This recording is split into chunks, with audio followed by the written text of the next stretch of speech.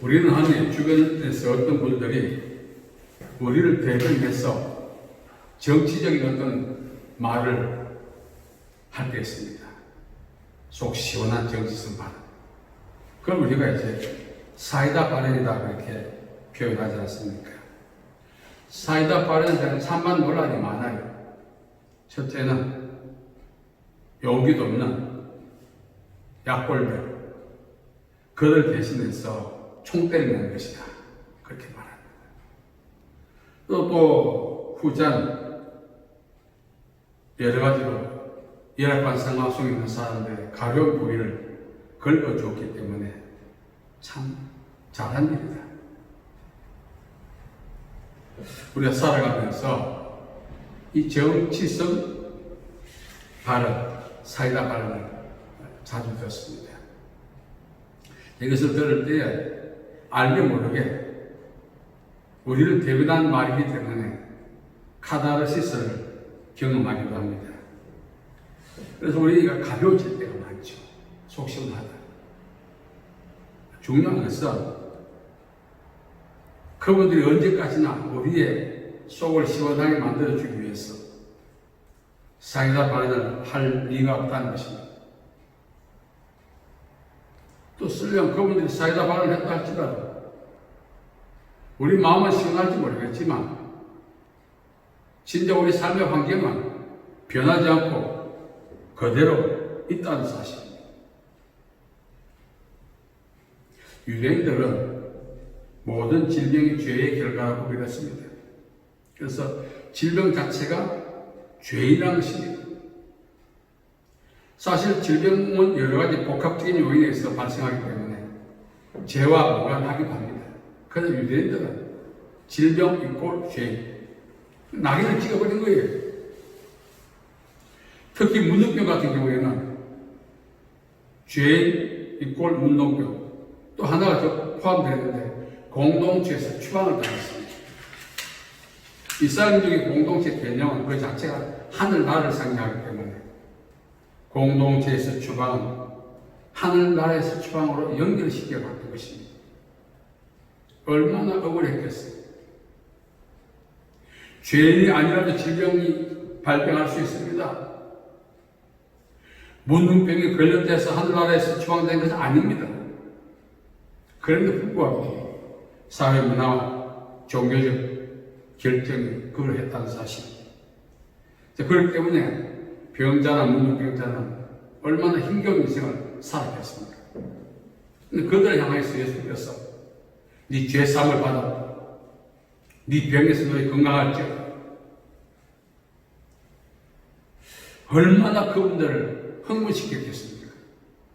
질병 이꼬로 죄인, 문둥병 이꼴 천국에서 추방으로 인식하고 있었던 그들에게조차 예수님이 네 죄사함을 받아 네 병에서 너희 건강할지어다. 이것은 오늘날 우리가 우리 버전을 해석한다면 사이다 발언이죠. 그 음성을 들을 때까지는 죄인 취급당했고 하늘나라에서 추방당했다는 그런 상황 때문에 몸과 마음을 참으로 가누기가 힘들었을 것입니다. 자, 오늘 우리가 살아가면서 많은 사이다 발언을 듣습니다만 사실 그 순간만, 듣는 순간만 짜릿하죠. 그러나 진작 상황은 여전히 그대로 있어요. 그러나 예수님의 발언은, 이 선언은 감정과 지정이만 시원하게 하는 것이 아니라 상황은 물론 존재, 운명까지 변화시키는 그러한 능력 있는 말씀이었습니다. 그래서 우리가 들어야 할 사이다 발언은 무엇입니까? 우리의 속을 긁어주고 대신해서 잠깐만 짜릿하게 한다는 그런 정치성 발언이 아니라 네 죄사함을 받아 네 병에서 너희 건강할지어다. 네 문제가 해결되었다. 이런 발언은 아니겠어요? 이러한 발언을 할 수 있는 유일한 분은 바로 구원자 되시는 예수님이시라는 것입니다. 사람이 다양한 정치성 반란을 아무리 많이 듣고 짜릿짜릿했다 할지라도 너 병에서 놓여 건강할지어다 너 죄사함을 받았느냐 이러한 예수 명성을 듣지 못한다면 아무런 의미가 없죠. 사실 그렇지 않습니까? 정치성 발언을 들어서 속이 시원해서 만상 댓글을 달고 좋아요 한다 할지라도 우리 상황에는 어떤 변화도 줄 수 없어요. 그 발언들이. 그리고 그분들이 우리의 감성을 즐겁게 하기 위해서 매일매일 사이다 반할 수 있는 상황도 아닙니다. 의사 앞에 환자가 오랫동안 투병생활을 하다가 이제 집에 가서 좀 쉬십시오 이러면 그 자체가 얼마나 절망입니까? 그러나 선생님 그동안 고생하셨습니다. 완치되셨습니다. 환자에게 의사의 이 발언은 정말 사이다 발언이죠. 억울하게 재판받던 사람에게 판사가 당신은 무죄로 했을 때 그 무죄는 정말로 사이다 발언이죠. 그런 발언이 우리에게 있어야 되죠. 실제로 감성을 자극시키는 발언이 아니라 삶의 질을 변화시키는, 운명을 변화시키는 그런 발언을 우리가 듣고 살아야 하는 것입니다. 이 발언은 오직 구원자 되시는 예수님만 하실 수가 있다는 사실입니다. 자, 그렇다면 예수님을 통해서 네 죄사함을 받았다. 네 병에서 너를 구원할지어다. 이게 무슨 뜻입니까? 구원받았다는 뜻입니다. 구원받았다는 뜻입니다. 우리가 이 예수님의 선언을 듣기 위해서 첫째, 믿음으로 나가야 합니다. 하나님께 나아가는 반드시 그가 계신 것과 또한 그가 자기를 찾는 자에게 상 주시심을 믿어야 한다. 오늘 이 여인이 보면 12년 동안 혈류병을 앓았어요. 이 혈류병은 성병입니다. 그래서 이 여인이 평소에 어떻게 살았는지 여인의 생활까지 다 알 수 있어요. 여인은 당시의 경제와 생활을 극복하기 위해서 성매매 종사를 살았습니다. 그 결과 성병이 이제 걸린 거죠. 그러니까 그 성병은 죄의 결과입니다. 많은 의사에게 갔지만 이 죄로 인한 병이기 때문에 치유가 불가능했던 거죠. 그러나 이 여인은 그래도 해서 치유받고자 자신의 모든 소유를 다 투자했지만 실패했습니다. 마지막에 예수님에 대한 소문을 들었던 것입니다. 그리고 예수님 앞에 나아가기로 작정한 거죠.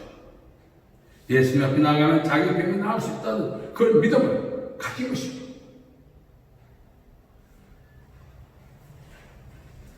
그래서 이 복음이 여인을 총명히 가르친 거죠. 예수님 앞에 나가자. 예수님 앞에 나가서 그 옷자락을 만졌습니다. 옷자락만 만져도 낫겠다는 믿음. 얼마나 절박한 믿음이에요. 그 믿음으로 나가서 옷자락을 만졌습니다. 병 고침을 받았습니다. 이 병 고침은 단순한 병 고침 아닙니다. 죄의 결과이기 때문에 죄상까지 받은 것입니다.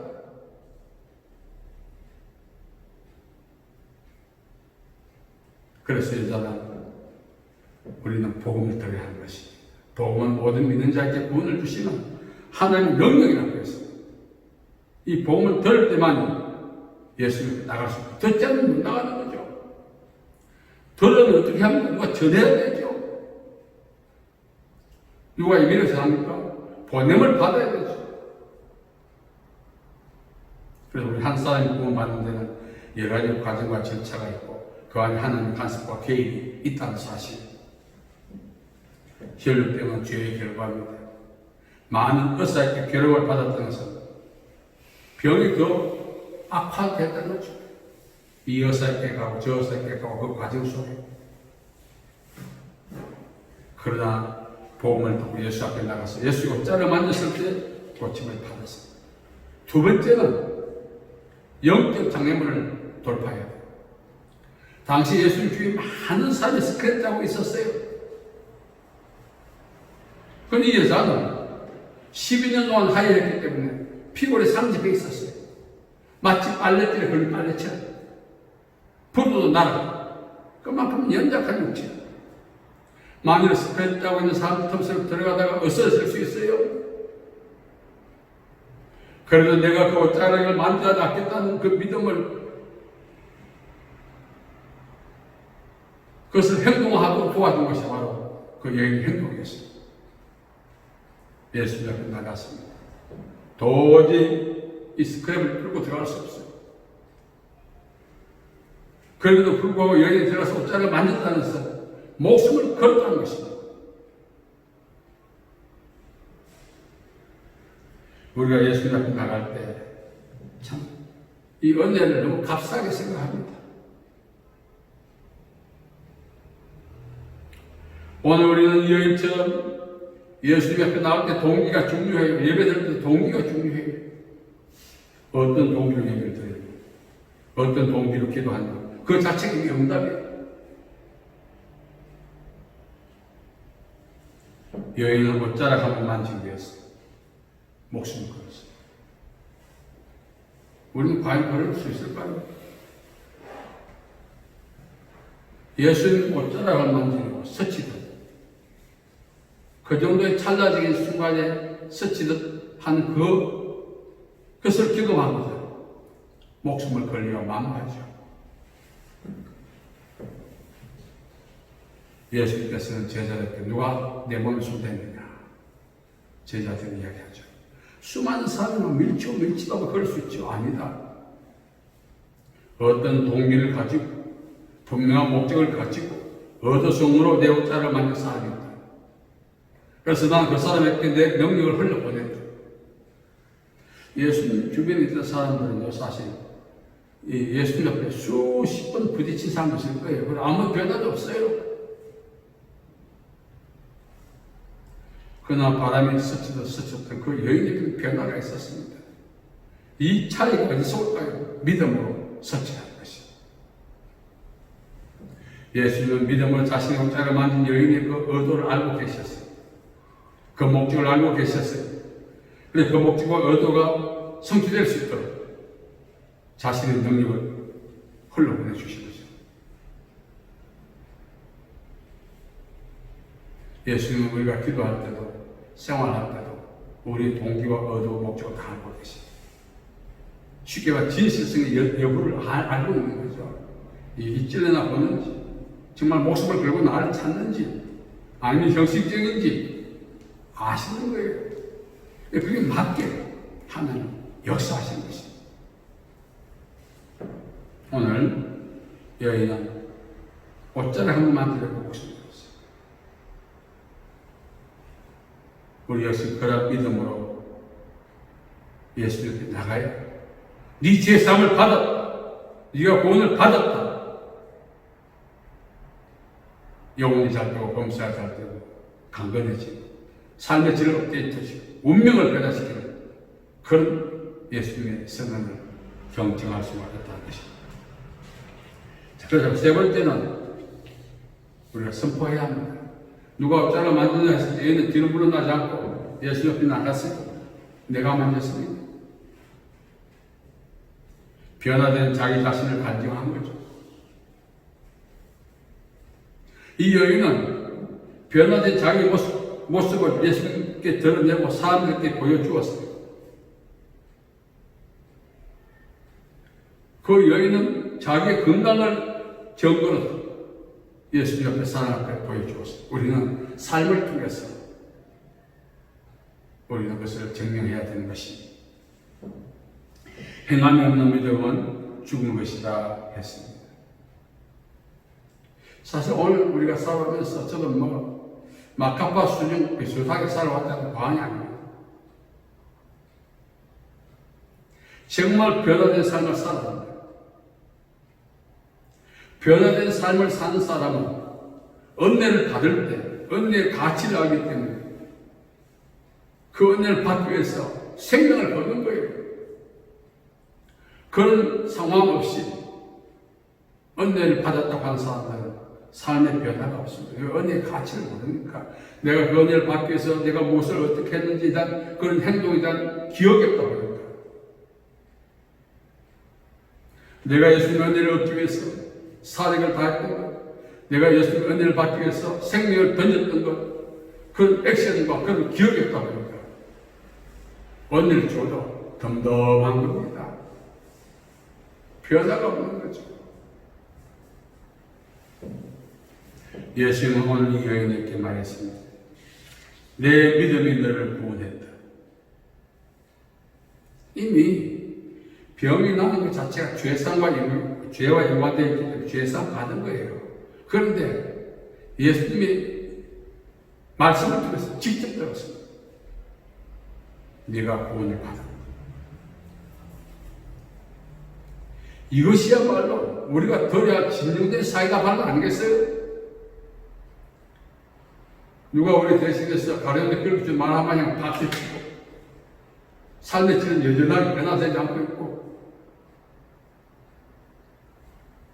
예수님은 우리의 아픔을 치유하고 위로하실 뿐만 아니라 당면 문제를 해결하고 환경을 개선하고 삶의 질을 업데이트시키고 운명을 변화시키는 그런 말씀을 우리에게 하신다는 것입니다. 어떻게 믿음으로 나갈까? 생명을 걸고 나갈 그 사람의 존재를 변화시키고 운명을 변화시키는 그 모든 능력이 예수님 안에 있는 거예요. 그것이 그 사람이 흘러 들어가서 그렇게 되도록 예수님은 허용하시는 것입니다. 저는 여기 많은 사람이 예수님이 밀쳤다는 내용이 나오지 않습니까? 그것도 변화가 없지 않습니까? 왜? 목적이나 동기가 전혀 없기 때문에.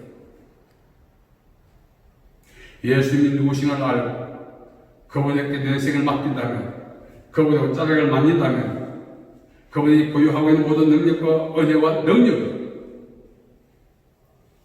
내 인생을 변화시키고 복되게 할 것이라는 믿음으로 나갈 때 그 믿음대로 되어지는 것입니다. 그래서 우리 오늘까지 살아가면서 고만고만하게 살고 있지 않습니까? 때가 되면 복 주시라 믿고 우리가 이렇게 막연하게 살아갑니다. 이건 세월이 죽이는 거예요. 따지고 보면.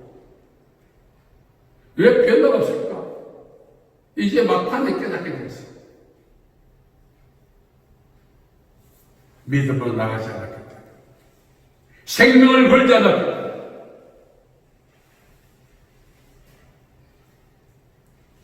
예수님께서 갖고 계신 능력이 우리를 관통하면 어떤 질병도 고칩니다. 예수님이 갖고 계신 지혜가 우리를 관통하면 어떤 상황도 넉넉히 극복할 수 있는 그런 지혜의 사람이 되는 거예요. 예수님이 보여할 수 있는 은혜를 우리에게 부어주신다면 그것이 관통한다면 운명이 변하는 거예요. 여전한 우리, 어떤 분은 아직 때가 안 됐다고 해서 기다리고 있는 분도 제가 많이 봤습니다. 저도 그랬습니다. 그래, 피자 과정에서 말할 수 없어요. 그건 답답해. 그것이 바로 세월을 죽이는 것이라는 사실. 저의 지난날 돌아보면서 이 여인처럼 예수 앞에 나가지 않고 밀치고 그런 종교적 행동만 되풀이했지. 믿음으로 나가지 않았기 때문에 오늘 저 모습이 이렇게 되었기 때문에 누구를 원망하겠어요?